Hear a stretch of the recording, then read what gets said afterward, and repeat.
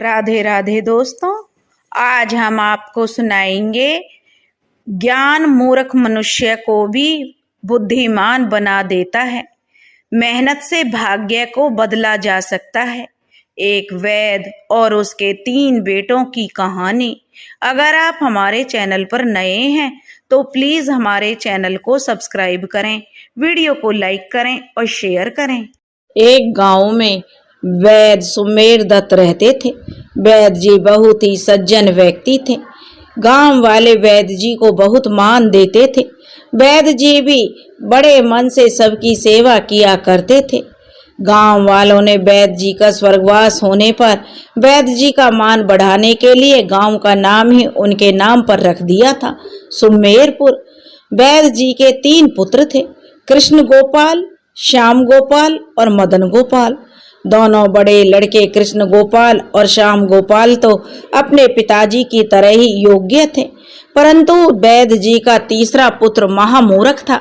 दोनों लड़के तो पढ़ लिख कर उच्च कोटि के वैद बन गए, परंतु मदन गोपाल तो काला अक्षर भैंस बराबर था।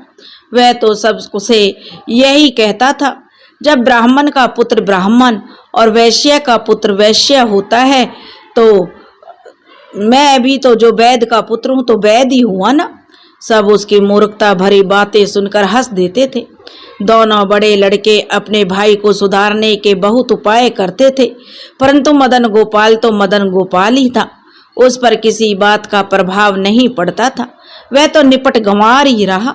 उसके मूर्ख बने रहने पर सभी गांव वाले दुखी थे, परंतु वे बेचारे भी क्या करते। धीरे धीरे उसकी मूर्खता गांव के लोगों पर भी प्रकट हो गई।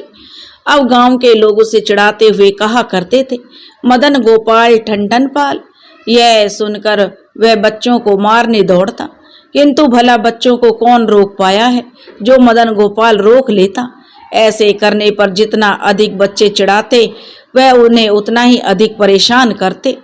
हार कर उसने चिढ़ना छोड़ दिया, किंतु बच्चों के कारण अब उसे मदन गोपाल के स्थान पर सब ठनठन पाल पुकारने लगे।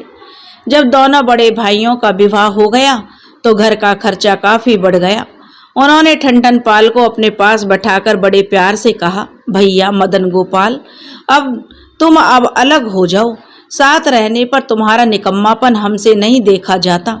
पिताजी की संपत्ति में यह मकान है और यह बर्तन भाड़े 4 पंच बुलाकर बंटवारा करा दें। बड़े भैया के मुंह से यह बातें सुनकर ठनठन पाल बड़ा दुखी हुआ।